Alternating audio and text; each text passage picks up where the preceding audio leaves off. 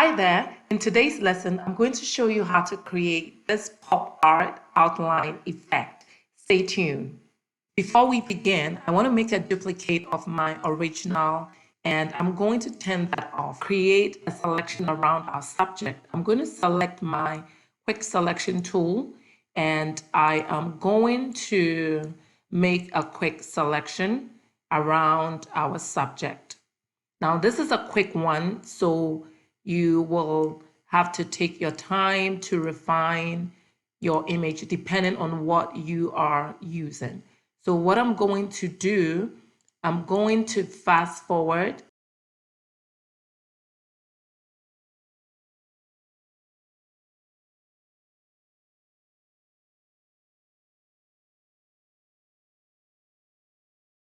So now that we have our selection made, all we need to do is to click on the layer mask to create an outline of our selection. I'm going to zoom in and I still see that there are areas that I need to clean up. So I'm going to add a background. I'm going to click on a new layer and then bring that layer in between. With my bucket, I'm going to apply my color. So with this, the next thing we are going to do, I want to increase my canvas. So I'm going to press my crop tool and I'm going to increase my boundary. I'm going to open it up just a little bit more like that. I'm going to double click and I'm going to go back to my background and I'm going to choose the red and I'm going to pick my bucket and reapply. So the next step is to create an outline around my subject. Before we continue, if you haven't subscribed to my channel, please go ahead and do so. We're going to rename our layers.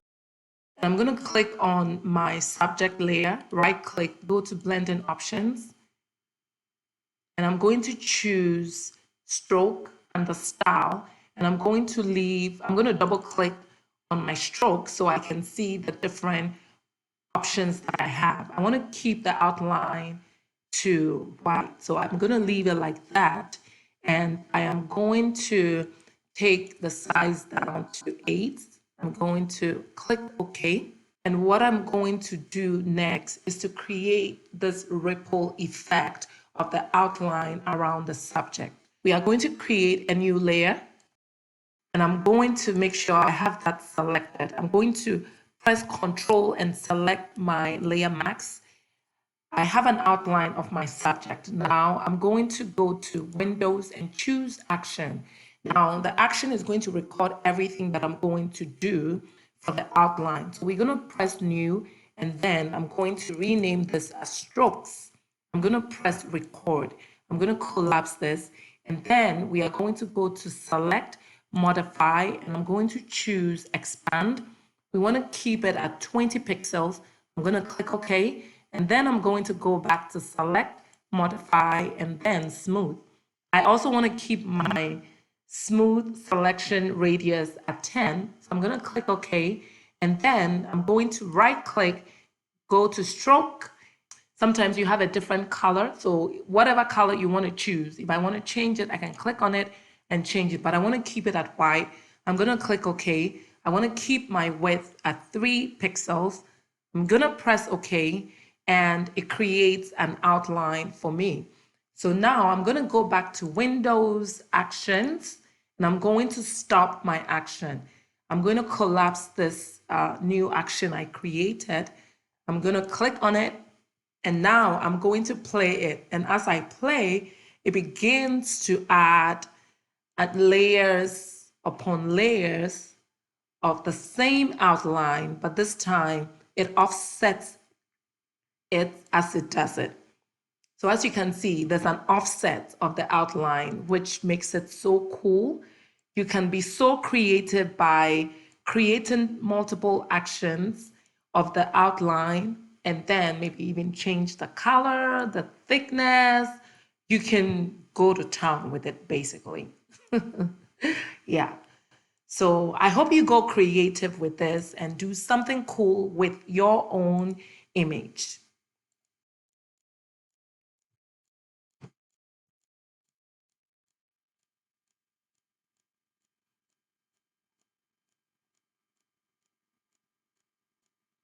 So now that we have this, I'm going to press Control D to deselect. I'm going to collapse our action. We can also add a gradient effect to our background. I'm going to create a new layer, and I'm going to make sure my foreground and background are white and black. I'm going to change the bucket pane to gradient tool, and I am going to create a gradient in the background. I want to just apply it to the stroke effect. So I'm going to press Alt and then clip it to that. I can maybe change the direction of my gradients and get different effect if I want, or I can completely take it off.